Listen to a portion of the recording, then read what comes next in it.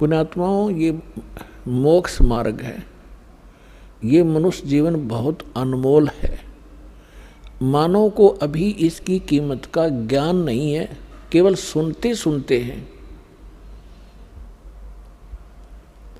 कि मानुष जन्म बड़ी मुश्किल से प्राप्त होता है, बड़ा सुदुर्लभ है और इसको ऐसे व्यर्थ नहीं करना चाहिए। लेकिन इस तत्व ज्ञान से आपको वास्तविकता का पता चलेगा कि सचमुच ये कितनी कीमत है इसकी।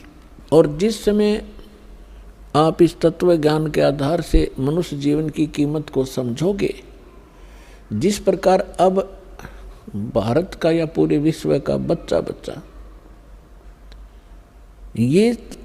ये चाहता है और सभी समाज भी चाहता है कि बच्चे बेटे और बेटियां सभी शिक्षा ग्रहण करें, और कितना ही पैसा हमारा लगे ये शिक्षित हों। और कितनी महंगी शिक्षा हो चुकी है, हम फिर भी गरीब से गरीब व्यक्ति भी ये सोचता है कि अपने बच्चों को पढ़ाऊं ताकि इनका जीवन सफल हो। आप देख रहे हैं, आपके समक्ष है।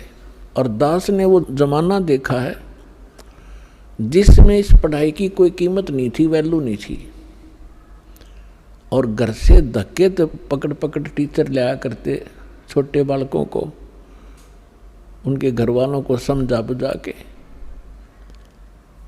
तो वो समय भी देखा था, क्योंकि उस समय इस शिक्षा की महिमा का, शिक्षा के गुण का ज्ञान नहीं था। और फिर इस जो भौतिकवाद में ज्ञान हुआ, अब पता चला कि बच्चा शिक्षित हुआ, बड़ा अधिकारी बन गया या कोई कर्मचारी बन गया, उसका ठीक गुजारा हो गया, तो सभी ने स्पीड पकड़ दी और सभी शिक्षित हुए। अब परमात्मा की लीला को आप धीरे धीरे समझोगे। ये सारी लीला करी कबीर भगवान ने, इस परमेश्वर ने, कि एक बार मेरे बच्चे अक्षर ज्ञान युक्त हो जा। और आप देख रहे हैं, क्योंकि दास का तो इस मार्ग में सारा विचार इधर रहता है।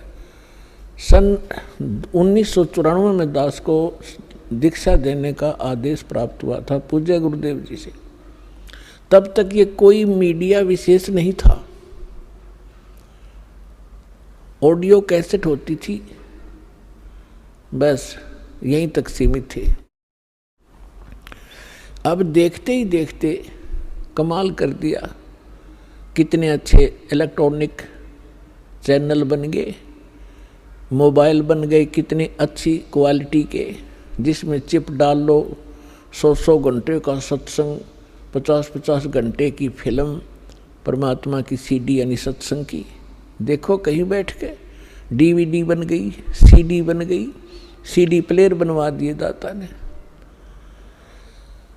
तो पुण्यात्माओं, जो दास कहना चाह रहा है कि आपने जिस प्रकार शिक्षा में अपना समर्पण किया, बच्चों को फ्री भी छोड़ दिया, 15-20 वर्ष के बच्चे तुम पढ़ो और खूब धन भी लगाते हो और समय भी पूरा देते हो, किस लिए? एक 2 रोटी के लिए। और जितने बच्चे आज पढ़ रहे हैं, जिनमें से 2% ही सरकारी नौकरी ग्रहण करेंगे, 98% वो फिर वही काम करेंगे जो हमारे दादे परदादे परंपरागत करते आ रहे थे। अब इसका फायदा हमें ये हुआ कि हम शिक्षित कर दिए दाता ने, और अब शिक्षित हुए तो भगवान पहचानेंगे। तो इसी प्रकार जब आपको इस परमात्मा की भक्ति और मोक्ष की कीमत का पता चलेगा, आप सभी बुद्धिमान व्यक्ति हैं, आज वर्ल्ड के कोई बालक नहीं है, आप सभी का एकदम ऐसा यू टर्न होगा। अब आप भक्ति की तरफ, परमात्मा की तरफ, बच्चा बच्चा भक्ति करेगा, सबके हाथ में माला होगी, जेब में मोबाइल होगा तो परमात्मा की चर्चा ही चलेगी। ये बकवाद बंद हो जाएंगी जो जिनके लिए इसको प्रयोग किया जाता है। तो दास प्रार्थना ये करना चाहता है कि आप जी, दास जो आपको गॉड गिवन स्पिरिचुअल नॉलेज बता रहा है, प्रभु दत्त परमेश्वर ने अपने मुख कमल से जो तत्व ज्ञान बोला है, वो तत्व ज्ञान अभी तक छुपा हुआ था। परमात्मा का आदेश था जिन महापुरुषों को परमात्मा ने अपने गवाह बनाया, साक्षात्कार किया, जिन महापुरुषों ने परमेश्वर का सचखंड देखा, जहाँ हम रहा करते थे, जहाँ से आत्मा सारी की सारी जहाँ से आई है, जहाँ हम कितने सुखी थे, ना मृत्यु थी ना वृद्धावस्था थी, युवा शरीर रहता था, किसी चीज़ का अभाव नहीं था, कोई गर्मी और सर्दी वहाँ नहीं थी, बहुत सुंदर वातावरण है। तो हम वहाँ रहा करते और उस सुख को हम छोड़कर यहाँ आकर काल ने हमारी बुद्धि इतनी जकड़ दी कि सब कुछ भुला दिया। हमने पिछले जन्म का नहीं पता, हम कहाँ थे कैसे थे, ऐसी मिट्टी डाल देता हमारी बुद्धि के ऊपर। ये परमेश्वर ने आकर के हमें बताया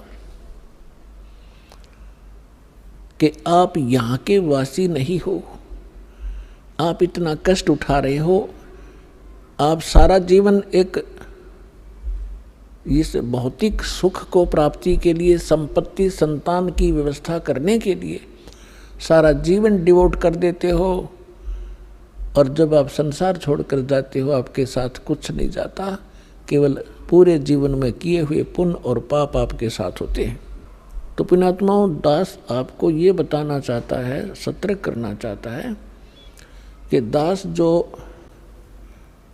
आपको ज्ञान सुना रहा है, इसको बहुत ही सावधानी से सुनो और विशेष कसक से सुनो, क्योंकि जैसे बच्चा टीचर के पास पढ़ने जाता है, ट्यूशन भी लगवाता है, क्लास में भी अपना जो शिक्षा दी जाती है उसको भी ग्रहण करता है, और 1 वर्ष लगा रहता है जब जाकर उस सिलेबस को कवर कर पाता है, और फिर 20 वर्ष तक वो पढ़ कर 2 रोटी के निर्वाह के लिए उद्देश्य रखकर वो इतना कुछ समय व्यतीत करता है। और अब हम क्या उद्देश्य रखेंगे? परमात्मा प्राप्ति, भगवान की भक्ति और शिष्टाचार, नेक नीति से रहना। जैसे हम रिश्वत वगैरह, जैसे कोई रिश्वत लेता है, कोई मिलावट करता है, कोई 2 के 20 बनाता है, कोई चोरी करता है, तो जब हमें ज्ञान होगा कि ये हम अपने संस्कार खराब कर रहे हैं और मिलना मिलाना वही है जो किस्मत में लिखा हुआ है, इससे ना अधिक हो सकता ना कम हो सकता। यदि हम 2-5 करके कोई 2-4 लाख रुपये की तो मार लिया, हाथ दाव लगा लिया अपनी नकली सूझबूझते, तो फिर ऐसा झटका लगेगा मनमाने कोई चोरी हो जा या कोई बालक बीमार हो जा, 2-3 लाख रुपये भी लग जाए और बच्चा भी मर जाता है, तो वो पैसा तो रहा नहीं, वो पाप कर्म ज्यों के त्यों रह गए जो उस पैसे को कमाने के लिए वो तगड़मबाजी करी थी। तो जिसमें आपको ये पता चलेगा, और ये 101% सत्य है, गॉड गिवन ज्ञान है। कहते तुमने उस दरगाह का मैल नहीं देखा और धर्मराज के तिल तिल का लेखा। एक पाई पाई का हिसाब है उस सच्चे दरबार में, क्योंकि आपने वो जगह देखी नहीं, देखी है तो आपका याद नहीं।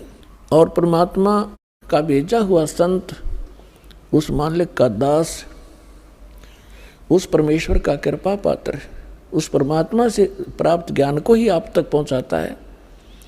अपनी तरफ से वो कुछ मिलावट नहीं करता है, और वो ज्ञान ही आपको सुख देता है, वो परमात्मा का विधान होता है। उसको जानने के बाद फिर आप की ऐसी स्थिति हो जाएगी जैसे